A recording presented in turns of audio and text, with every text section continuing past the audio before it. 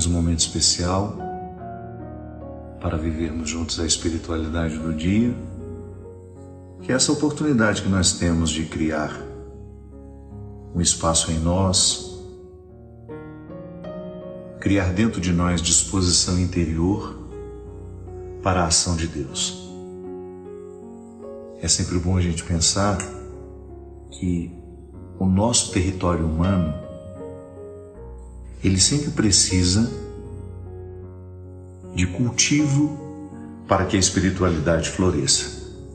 Nós somos um corpo, neste corpo o espírito está, e existem necessidades diferentes do corpo e do espírito. Nós ficamos muito atentos às necessidades do corpo. Muito.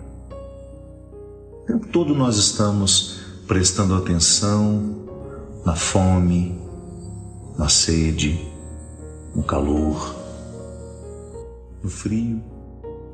Nós socorremos o corpo o tempo todo para que a gente possa sanar, curar nele aquilo que dói. Aliás, nós temos mecanismos maravilhosos. O corpo sabe dizer o que está errado com ele. Se a gente cria a disciplina da observância do corpo, a experiência de ficar bem no corpo que você tem, no corpo que você é. Eu nem gosto de dizer tem, que dá a impressão de que tem uma parte em nós que comanda tudo, Isso é apenas uma forma de dizer. Quando eu falo eu tenho um corpo, no fundo eu estou me compreendendo que eu sou um corpo. E esse corpo, ele tem uma dimensão imaterial inegável. É tão fácil entender isso, às vezes nós ficamos complicando, Por que existe uma dimensão imaterial em nós inegável? É simples. Se você tem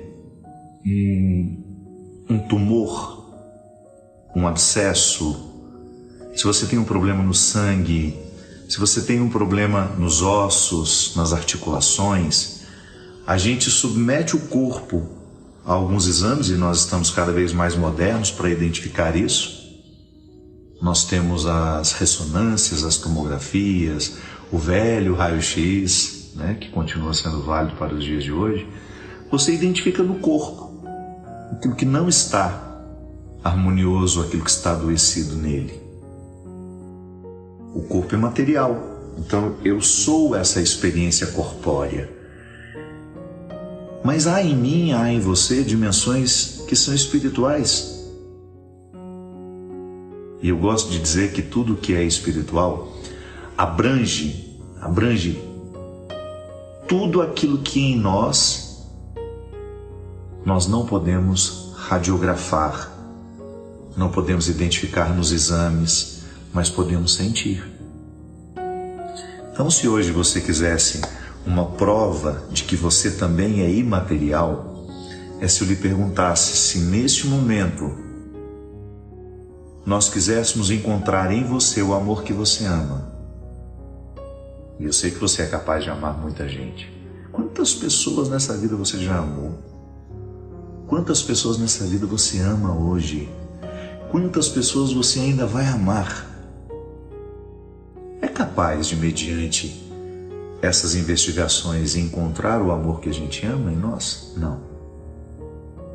Mesmo se fizer uma ressonância do cérebro, que é o lugar onde o amor é processado, porque, embora culturalmente a gente sempre fale do amor como um atributo do coração, isso é só simbólico.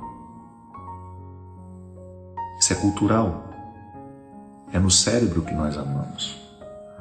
Tanto é que quando nós rompemos um relacionamento que era muito especial para nós, quando nós perdemos alguém, quem sofre a perda é o cérebro. É no cérebro que nós sofremos saudade, é no cérebro, através do cérebro, por ele, através dele, com ele. Essas preposições que são naturalmente teológicas, por, com, em, entre. É no cérebro que nós sentimos os desconfortos, É ele que joga no corpo, claro.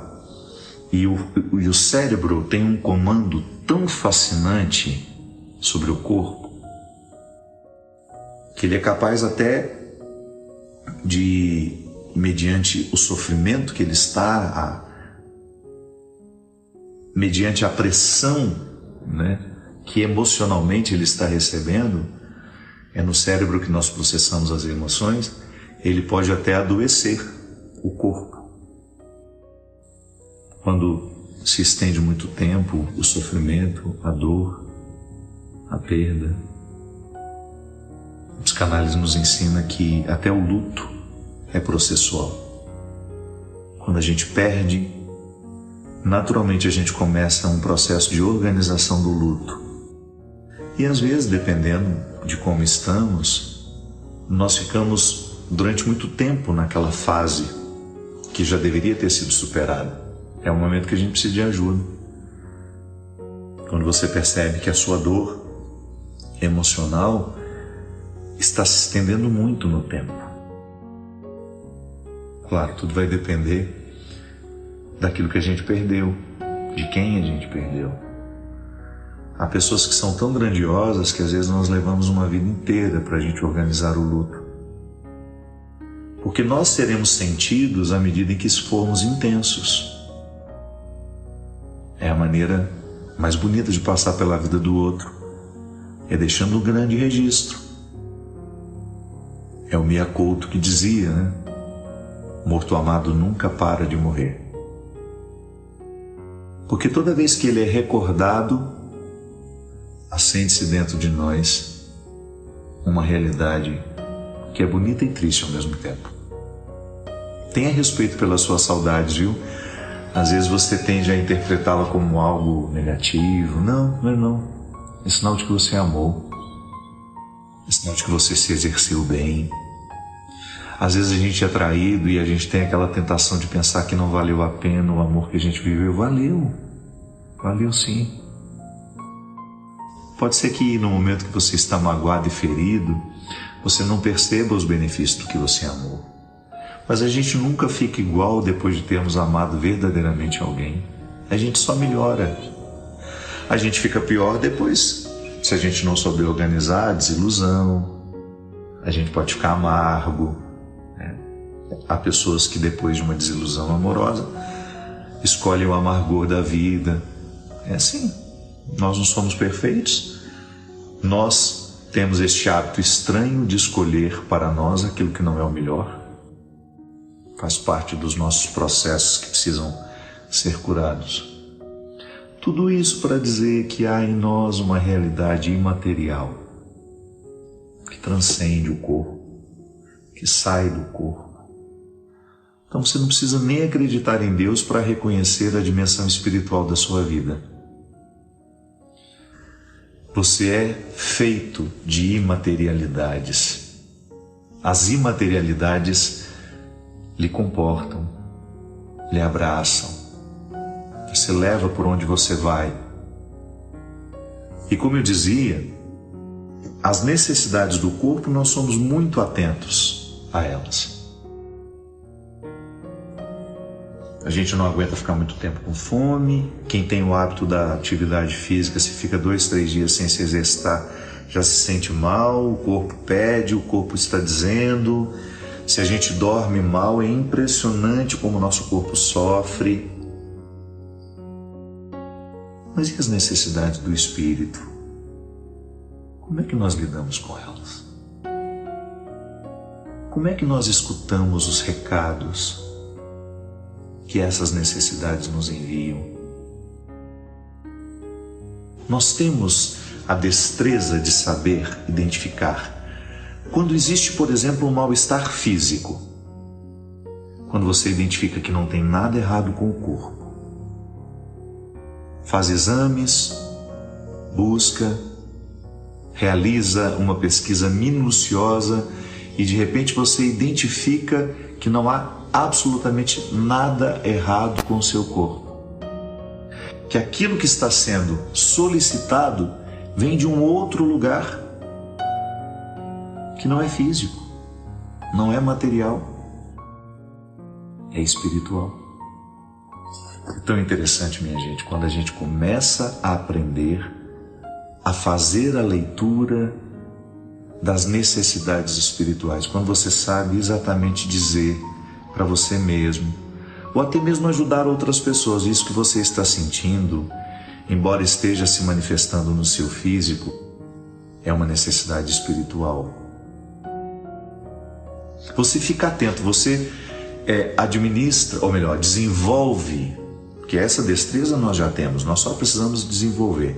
Eu acredito, sabe, a minha antropologia é essa, eu acredito que tudo já nos foi dado. Depois o que a gente faz é desenvolver aquilo que já existe em nós, aquilo que já nos foi dado. Então eu preciso desenvolver a habilidade de saber aquilo que em mim é espiritual. Quando é que o meu espírito está pedindo alimento? Porque às vezes ele pode se manifestar através de tristeza, angústia, isso que nós chamamos de depressão, né? Que comumente chamamos de depressão, e deveríamos até corrigir um pouco a nossa linguagem, porque tristeza não é depressão. Depressão é uma doença. Depressão é um mal-estar que precisa ser cuidado com medicação. Estou falando de tristezas comuns, essas que nos ocorrem todos os dias, essas situações que nós precisamos administrar, que são inevitáveis, que fazem parte da minha vida, que fazem parte da sua vida, que são necessidades espirituais, porque é imaterial. Também é muito comum dos nossos tempos que toda vez que a gente fala de espiritualidade, e vocês já me ouviram falar muitas vezes sobre isso, que imediatamente a gente pense na religião, nos caminhos que a religião nos oferece. Sim, a religião é por excelência um lugar de espiritualidade, mas também não é garantia de que será. O fato é que a vida pode ser uma experiência espiritual. E você ficar atento para identificar aquilo que hoje está doendo em você, que tem lá na raiz. Se você for buscar lá no motivo primeiro, o que você encontra? Uma necessidade espiritual. Quais são as necessidades espirituais? São Paulo distinguiu bem a vida da carne da vida do espírito, que embora seja só pedagógico, né? Porque nós experimentamos tudo junto. Uma hora nós vamos fazer uma espiritualidade do dia para distinguir esses frutos. É que hoje o evangelho que eu peço licença a quem não é católico, peço licença a quem não é cristão, a gente sabe que o evangelho, as palavras de Jesus são sempre muito bem-vindas em qualquer lugar, né? Jesus, para nós cristãos, o nosso Salvador, Ele nos salva da ignorância, Ele nos salva da vida sem qualidade. E é lindo a gente pensar isso. Como é que Jesus nos salva? Quando Ele nos faz pensar de maneira mais elevada. Aliás, você pode salvar pessoas, fazendo-as pensar de maneira mais elevada. Às vezes você encontra uma pessoa mergulhada no ódio, no rancor, e você observa aquilo e percebe que o ódio e o rancor está retirando o vício daquela pessoa, e você vai e conversa com ela. Mas por que você está fazendo isso com você? Guardar ódio, guardar rancor, lhe adoece. Será que você não percebe que isso lhe faz mal? E aquela pessoa, de repente, a partir da sua fala, provoca dentro dela uma revolução, uma forma nova de pensar. E aquilo que você disse teve um caráter redentor. Salvou, sim. Quantas vezes nós podemos salvar uma pessoa movendo-a na direção de um pensamento mais nobre e mais elevado, mais inteligente, por que não dizer? Guardar mágoas e rancores não é uma postura inteligente. Só faz mal. É uma postura que só prejudica. Então, de repente, quando você vai e conversa com aquela pessoa e mostra para ela que aquilo que ela está fazendo com ela não é justo, você está salvando. Então, a palavra de Jesus que nos salva Jesus o tempo todo é o meu Salvador, aquele sacrifício na cruz uma vez realizado, ele abrange toda a minha vida. Eu tenho muito medo de nós limitarmos a ação de Jesus, a ação redentora, salvífica de Jesus, a um pós-vida que conhecemos. Não, pelo amor de Deus, não se limite, não limite o sacrifício de Jesus à vida de Jesus. Ou você que não é cristão, que tem uma admiração pelo que Jesus viveu, pelo que Jesus falou. Nós cristãos, estou confessando aqui, nós muitas vezes temos uma visão muito limitada do sacrifício de Jesus. Jesus vai me livrar do inferno, Jesus vai me levar para o céu. Tá bom, essa linguagem serviu para um tempo, mas pode não servir para nós hoje. Por quê? Porque não faz sentido você pensar que Jesus vai lhe salvar do inferno que está depois dessa vida, ou vai lhe oferecer um céu depois dessa vida. Não! Ser cristão é você ser salvo todos os dias da ignorância, das ciladas do ódio, da mentira, da infidelidade. Sim, porque todas essas realidades, quando são assumidas por nós, elas nos matam aos poucos. E quando eu, movido pelo conselho de Jesus a não guardar dentro de mim o ódio, a não ser um praticante da injustiça, a não ser um homem mentiroso, a não ser um homem que engana, a não ser uma pessoa que rouba, que expolia o que é do outro, que fala mal do outro, que julga. E Jesus tem uma sequência de conselhos práticos que nos salvam diariamente. É por isso que em algumas pessoas a religião não produz efeito nenhum, porque ela se limita a ser um preparatório para a eternidade. E a pessoa nunca se apercebeu que a grande riqueza do Evangelho já começa aqui, nessa vida que nós temos. À medida em que Jesus entra na minha vida, entra na minha história, a sua palavra entra na minha mente e transforma a minha mentalidade, eu sou um homem que passa a se favorecer mais. Ainda agora há pouco eu conversava com o Marcelo e nós falávamos sobre isso. Toda vez que nós ficamos pessoas melhores, antes de beneficiar os outros com a nossa mudança, quem verdadeiramente, essencialmente está sendo beneficiado somos nós. Porque quando nós somos pesados para nós, consequentemente nós somos pesados para os outros. Mas você está sendo pesado para você.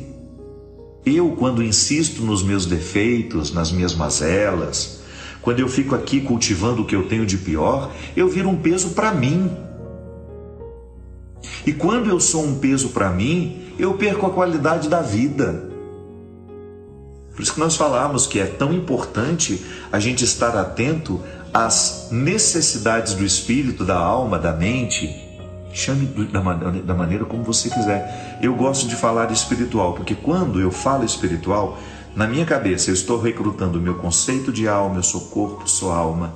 Mas essa alma, esse corpo físico, tem um lugar, tem um cérebro que é capaz de me dar 1000 possibilidades, infinitas possibilidades. Tanto é que a gente só usa umas porcentagens dele, que nós chamamos de mente, que é o poder que eu tenho de controlar. Quanto mais evoluído eu estiver, maior será o controle da mente, maior será a minha capacidade de utilizar dos poderes da mente. Há pessoas que movem objetos pelo poder da mente. Há pessoas que são capazes já de se autocurarem de dor, conseguem ter um controle tão impressionante de si mesma que são capazes de controlar a própria dor. Há pessoas mais evoluídas do que nós. Então nós estamos falando disso.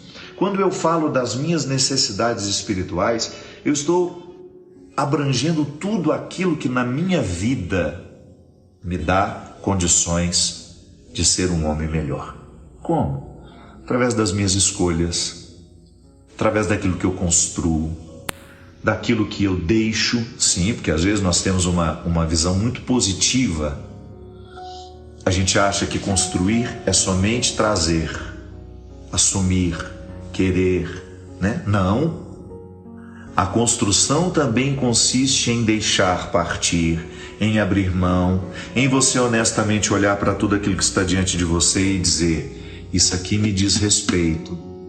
Isso aqui, por mais maravilhoso que seja, não é para mim, porque vai me encarcerar, vai me exigir demais, e esse exigir demais não será justo com aquilo que eu estou escolhendo viver. Quantas pessoas escolhem ganhar menos assim?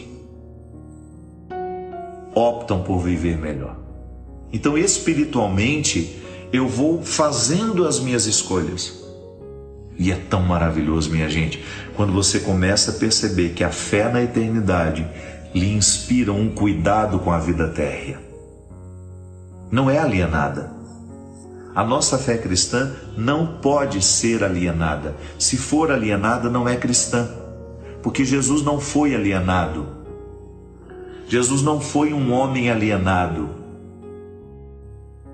Sim, porque quando nós falamos da manifestação divina, a encarnação do Verbo no homem Jesus, nós estamos falando de tudo o que ele viveu, inclusive humanamente.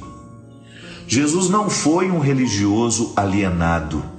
Ele não viveu a sua religiosidade de forma alienada, pelo contrário.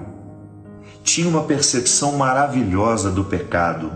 Tinha uma percepção generosa da fragilidade do outro. Nunca usava a fragilidade do outro para envergonhá-lo, ou para sentir-se melhor que alguém. Não. Jesus passou entre nós inspirando vida nova. Ele olhava para aquela prostituta que estava desacreditada de todos, jogada ali naquele chão, naquela humilhação, naquela miséria, e convencia aquela mulher a sair daquele estado de vitimismo, ou até mesmo daquele estado de condenação que ela estava aceitando. E soprava no ouvido dela um novo mandamento: volte a se amar. Você já deve ter me escutado falar isso. Hoje eu atendo menos confissões. Na época que eu atendia muito, toda vez que eu tinha a oportunidade de absolver sacramentalmente os pecados de alguém, eu gostava de me imaginar dizendo: volte a se amar. Sim, o pecado traz tanto autodesamor. Pode observar como que os nossos ciclos viciosos de erros vão expulsando o nosso amor próprio. Como os nossos fracassos, quando não bem vividos, quando não bem interpretados, eles se transformam num obstáculo à nossa capacidade de cuidar de nós mesmos. Quantas vezes? Seja capaz de reconhecer para você. Às vezes a gente tem dificuldade de reconhecer para o outro, mas também para nós. Quantas vezes você foi o seu pior algoz? Quantas vezes você se desprezou terrivelmente? Fez consigo aquilo que você nunca gostou que os outros fizessem, te humilhassem, te desprezassem, e você fez. Os piores tratamentos, quem nos oferece não são os outros, somos nós mesmos. Eu sou a pessoa que mais me despreza, eu sou a pessoa que menos acredita em mim. E aí eu reclamo: vocês não acreditam em mim, vocês não me dão uma oportunidade. Mas você acredita em você, você se dá a oportunidade. Nós temos uma facilidade enorme de projetar para fora aquilo que nós estamos vivendo interiormente. Quem muito se despreza, pouco se ama, não sobra tempo para se amar. Então, quando eu preciso passar no crivo as escolhas que eu estou fazendo, eu vou esbarrar o tempo todo nisso, em situações que muitas vezes expressam o meu desamor pelos outros, mas sobretudo por mim. O Evangelho de hoje, voltamos aqui, eu comecei a falar e fui multiplicando a conversa, é um Evangelho muito conhecido de nós cristãos. É uma historinha muito simples, mas que nos ensina muito. É uma história que nós já ouvimos muitas vezes, mas que valeria a pena lembrar. Jesus fala assim: O reino dos céus será semelhante a 10 virgens que tomaram suas lâmpadas e saíram no encontro do esposo. Saíram ao encontro do esposo. 5 delas eram insensatas e 5 prudentes. Ao tomarem suas lâmpadas, as insensatas não tinham levado azeite, só levaram as lâmpadas, as bonitas. Quanto às prudentes, elas tinham levado, junto com as lâmpadas, o azeite em frascos. Claro, terminou, depois faz a reposição e você tem a lâmpada cheia e um reservatório para você poder continuar a sua viagem. Não existia energia elétrica, cada um precisava ter a sua lâmpada, sua lamparina, né, como nós tínhamos lá no interior em Minas. Como tardasse o esposo atrasou,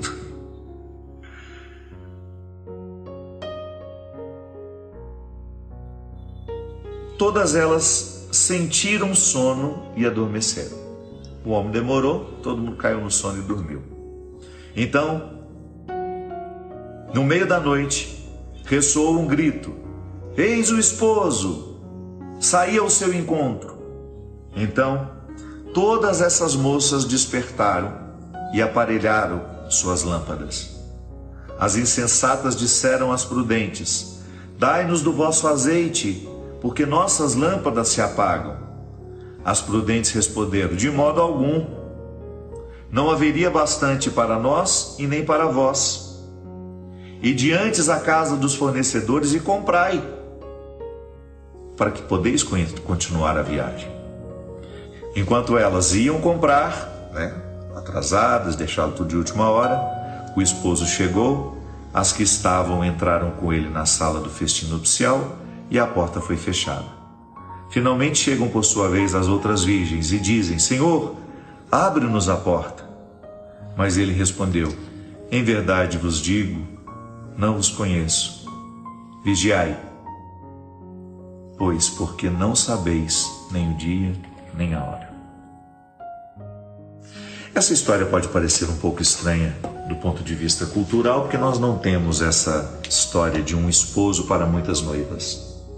Eu só quero que você se atente ao fato de que nós podemos nos colocar dentro desse evangelho assim. Todos nós fomos convidados a uma grande recepção, a uma festa. Só que para chegar a este lugar da festa, nós vamos precisar esperar por um guia. Nós não sabemos chegar sozinhos. O guia se atrasou, uma parte de nós se preparou bem para a viagem, como lá em Minas a gente se prepara bem, os mineiros que estão me acompanhando sabem muito bem como nós preparamos uma viagem. A gente começa já a fazer aquela farofa de pescoço de frango umas 3 dias antes. Me lembro? Quando a gente vinha para Aparecida do Norte, em Romaria, meu Deus do céu, mas nossa viagem a gente começava a preparar uma semana antes.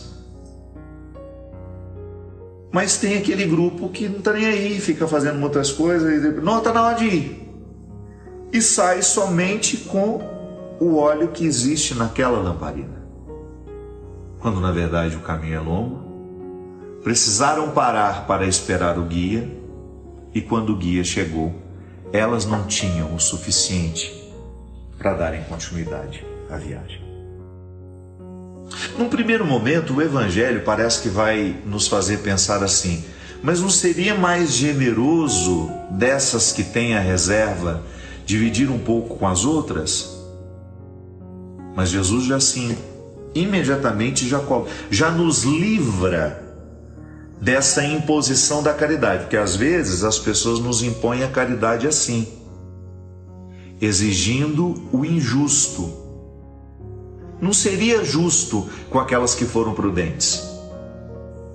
E Jesus não tem nenhum receio em dizer: aquelas que se prepararam para a viagem não tinham a obrigação de passar o conteúdo do que elas haviam reservado, porque passando para outra, iria faltar para ela.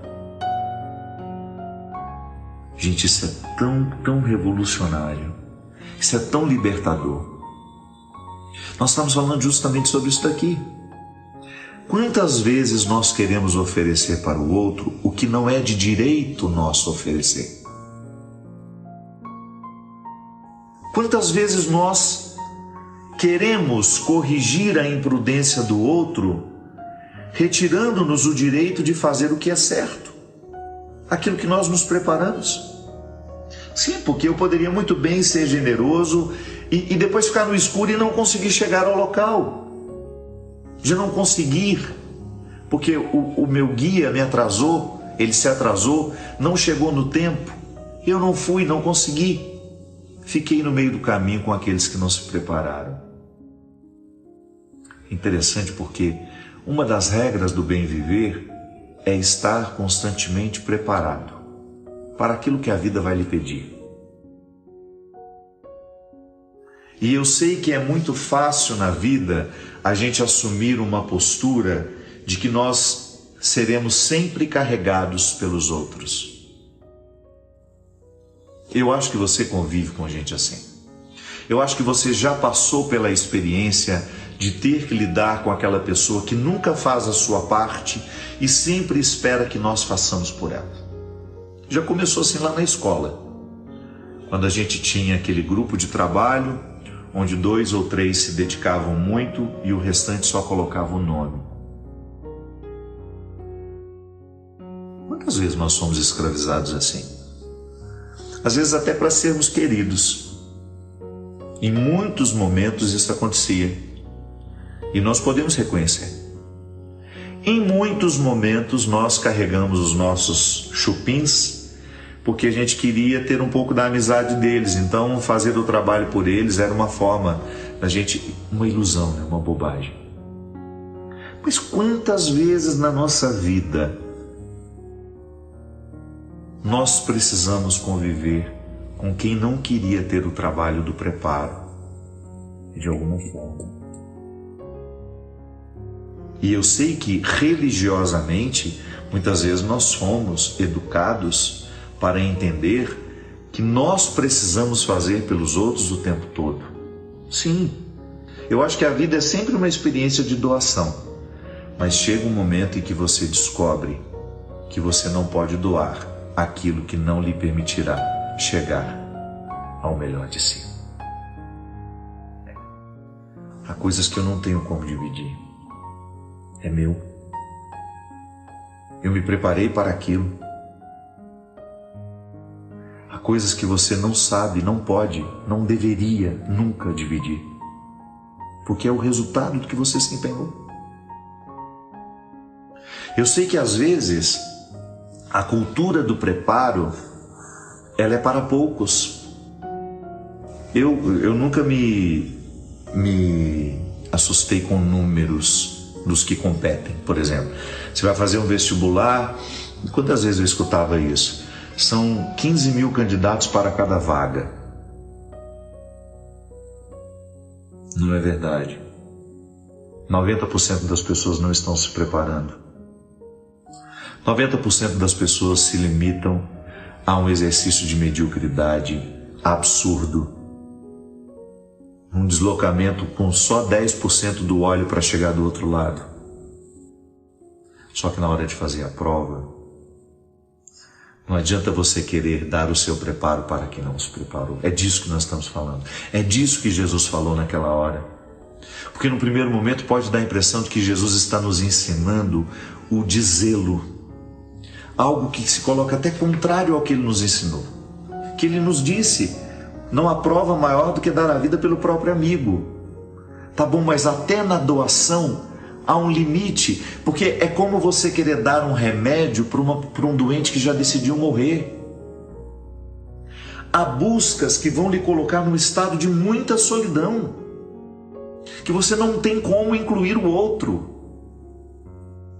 É aquela velha história, o casamento ele só pode dar certo quando as duas partes lutam por ele. Não adianta a mulher levar a vida inteira a reserva do óleo do marido. Não adianta. Essa caminhada é pessoal. No amor entre duas pessoas dentro de uma casa, construindo uma família, a primeira coisa que se pede é isso. equidade. Olha, somos diferentes. Vai ter momentos em que você vai estar mais fortalecido do que eu, mas nunca deixe de levar a sua reserva, tá? Não imponha sobre mim a responsabilidade de levar a reserva que lhe cabe levar. É disso que Jesus está falando. Cada um de nós precisa viver o seu preparo, porque nessa eternidade você não vai chegar acompanhado. Não. É um funil que vai se estreitando, se estreitando, se estreitando, e ao final dele só passará você. Eu sei que às vezes nós temos uma mania terrível de gritar pela ajuda antes de termos nos ajudado. Quantas vezes as pessoas, sobretudo no meu caso, né, como padre, líder religioso que sou, por causa dessa construção cultural que nós muitas vezes somos também responsáveis por isso, que nós padres temos resposta para tudo, que nós temos solução para todos os problemas. Não temos, eu não estou dando conta nem dos meus problemas. Quantas vezes eu quase naufraguei diante dos meus problemas? Eu não tenho essa postura pronta, nunca tive, não quero ter. Eu sou alguém que vive, eu sou humano, eu acredito em Deus, mas às vezes a minha fé em Deus não me segura, não é suficiente, às vezes os meus recursos humanos são escassos. Por quê? Porque eu estou me projetando mal, não estou levando óleo, não estou levando a reserva, estou me dando mais do que eu posso me dar, estou me oferecendo muito além das minhas medidas. Sim, porque Deus não pode retirar-nos das responsabilidades de nossas escolhas. Se eu escolho sair de casa com um óleo somente para a medida exata e não calculo que de repente possa vir um imprevisto, como houve, o esposo se atrasou. No nosso exemplo, nós estamos falando do guia que nos levaria ao lugar. Ele se atrasou, nós precisamos esperar por ele, não podíamos ficar com as velas apagadas, senão ele não sabia onde nós estaríamos, perdidos naquela escuridão. O que sinalizaria de que nós estávamos ali esperando por ele eram as velas acesas, eram as lamparinas acesas. E até quando nós não estamos andando, o óleo se consome. Não é porque nós estamos parados que vai gastar menos óleo, não. Eu precisei manter a minha lâmpada acesa para que na escuridão o guia me encontrasse, o esposo me encontrasse. Ele se atrasou, paramos o percurso e ficamos ali esperando. E quando ele chegou, o nosso óleo não era suficiente para continuar. Quantas vezes isso nos ocorre? Nas nossas relações familiares, então, meu Deus do céu, como isso acontece?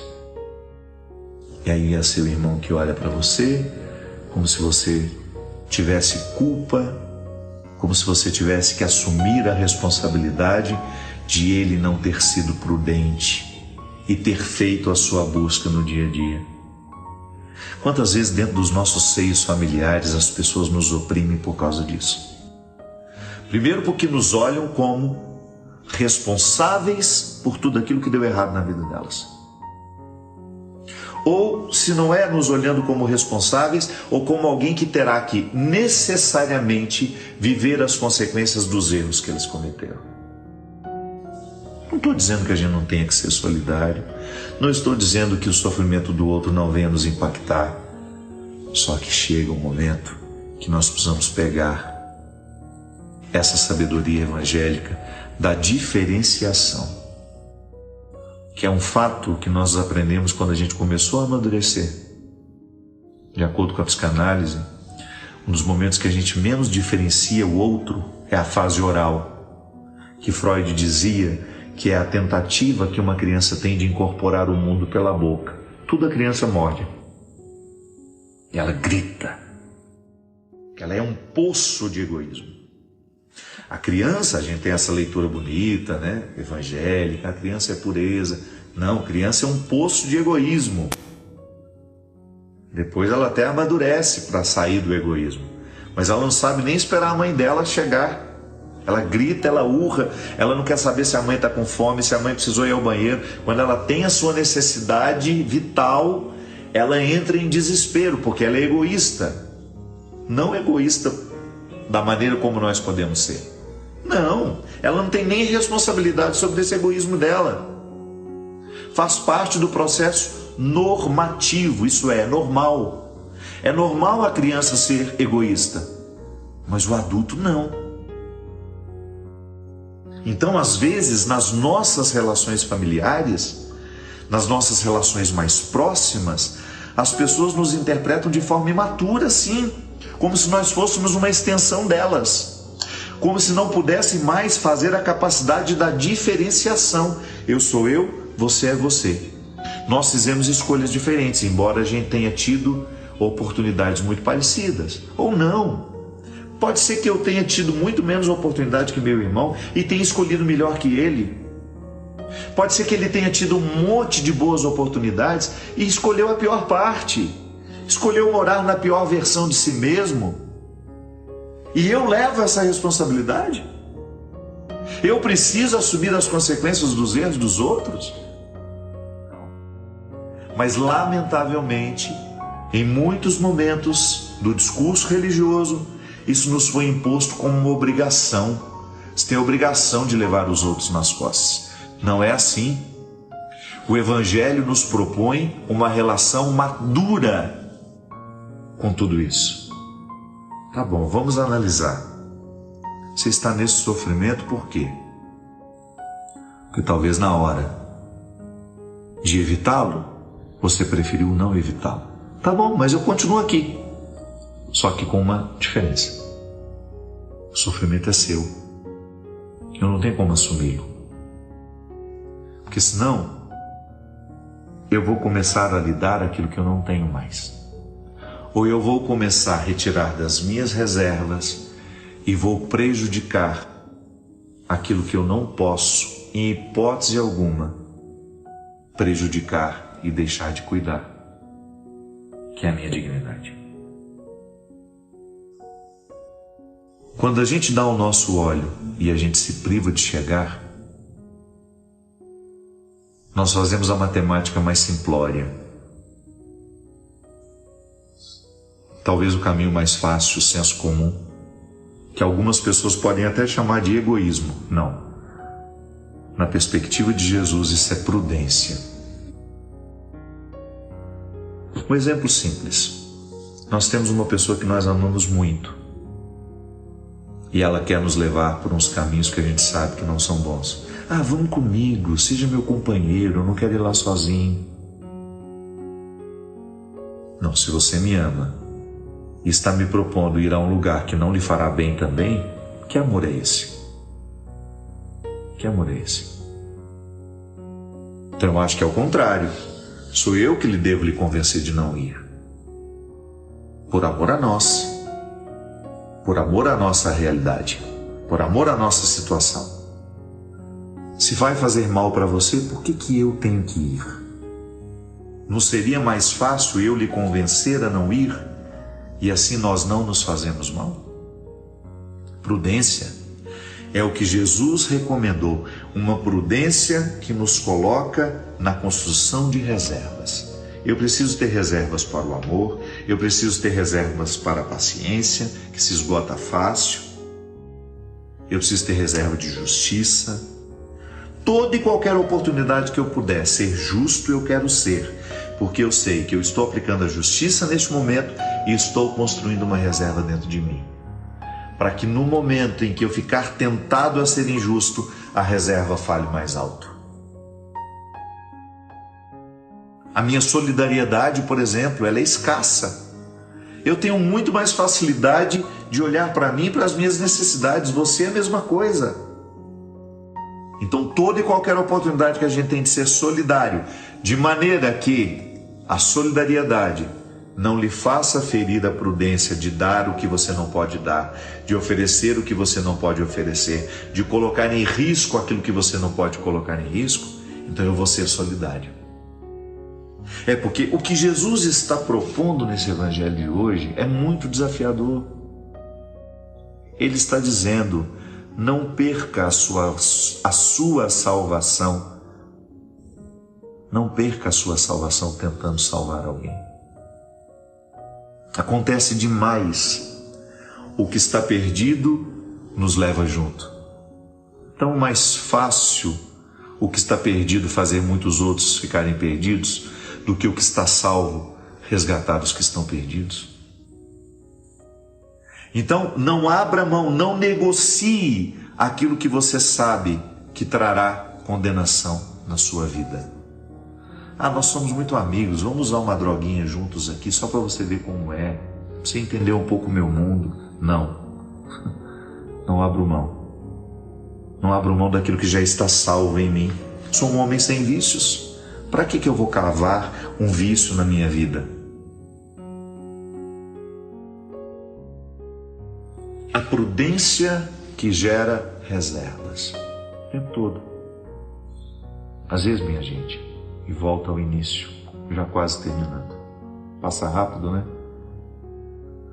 Às vezes, a busca pela salvação, a busca pela vida saudável, vai exigir de nós caminhos muito difíceis. Reformulações, reinterpretação do papel do outro na nossa história. E quando nós não fazemos isso, nós vamos ficando cansados. E nós não sabemos por quê. Quantas vezes você identificou isso? Não conseguia identificar o que doía, mas você sabia que doía e muito. E que aquela dor estava provocando em você uma inimizade interior, que não é com o outro. Não, você estava se sentindo seu inimigo. Você estava se sentindo como que criando com você mesmo uma péssima relação. Às vezes, gente, dependendo do grau que isso fica dentro de nós, a ponto de nós queremos tirar a vida. Eu espero que não sejam muitos, mas eu tenho coragem de perguntar aqui para essas 22 mil pessoas que no Instagram nos acompanham, no YouTube, eu não sei. Em algum momento da sua vida você já pensou em desistir? Você pensou que a morte seria a melhor solução? Eu já. Por que a gente pensa isso? Porque nós esgotamos as nossas reservas. Que até na compreensão do suicídio a psicologia nos ensina.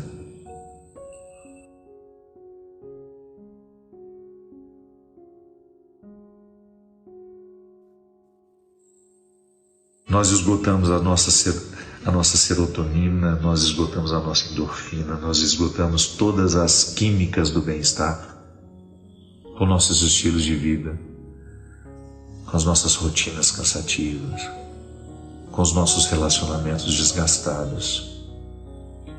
A gente não percebe que o nosso óleo está se esgotando e a gente não tem a sabedoria de parar e de abastecer antes que chegue a escuridão.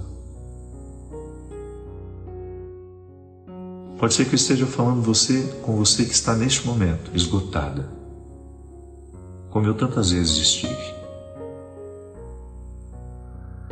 Quantas vezes eu fiquei esgotado emocionalmente?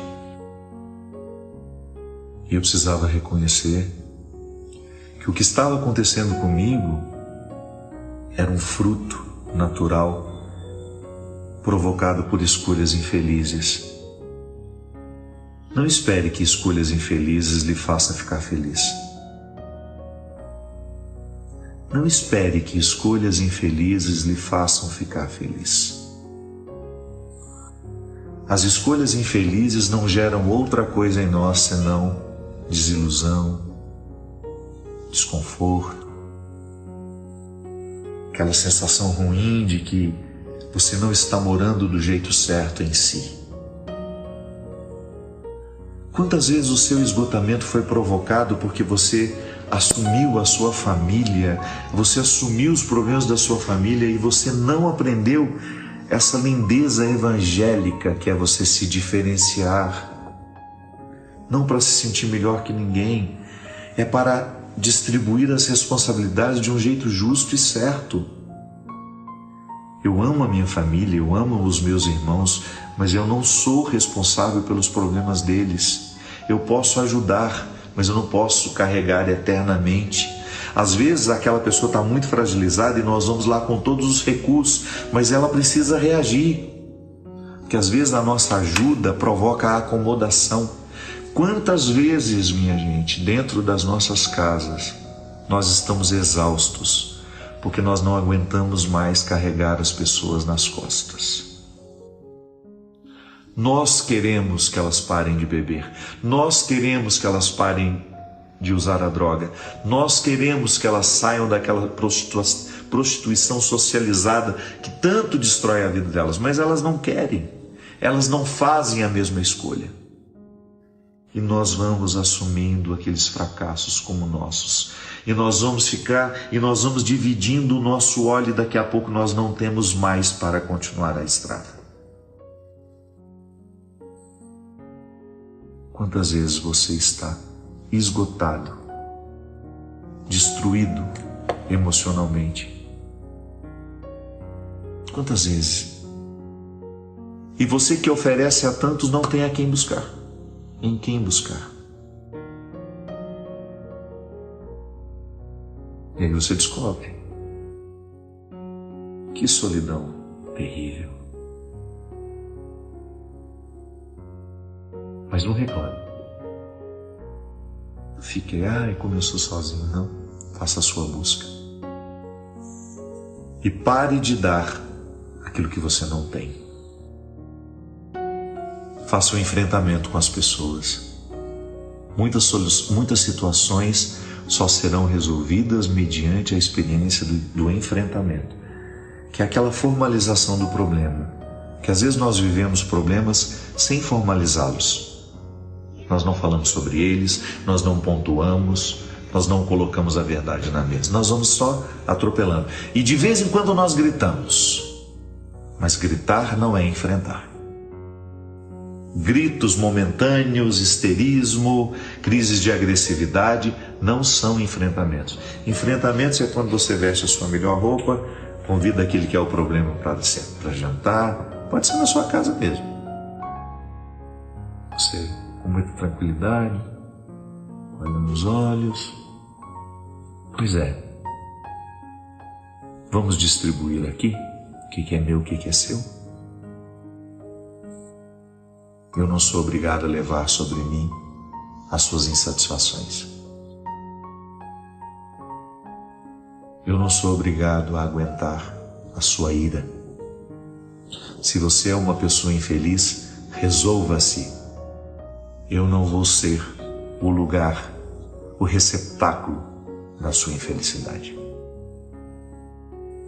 Porque eu estou aqui tentando ser feliz.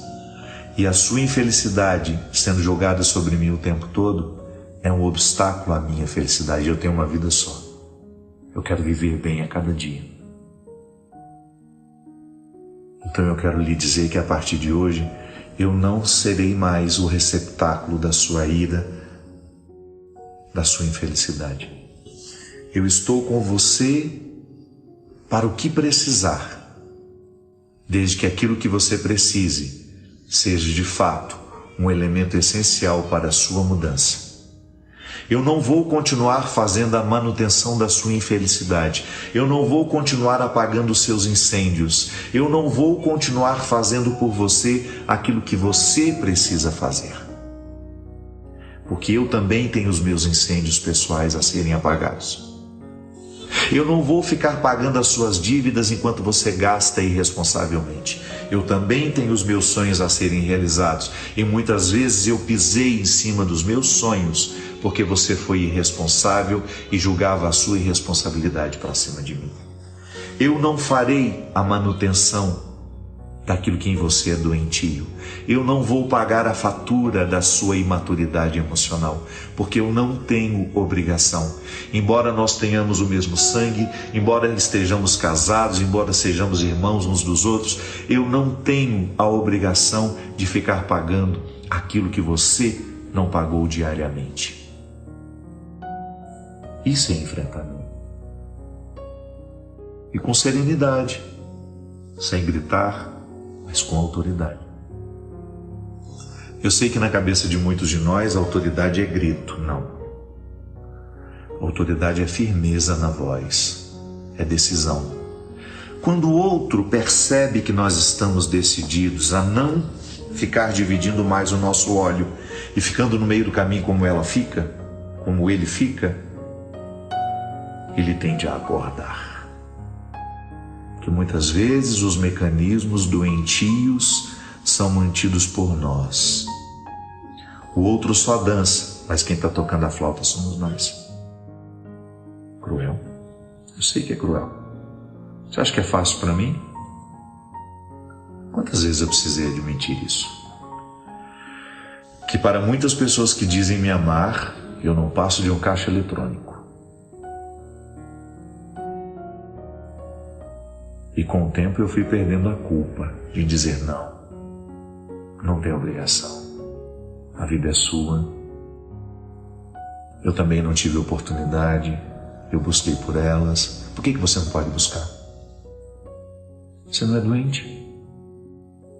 E se você está inventando doença para se livrar, porque isso também é comum.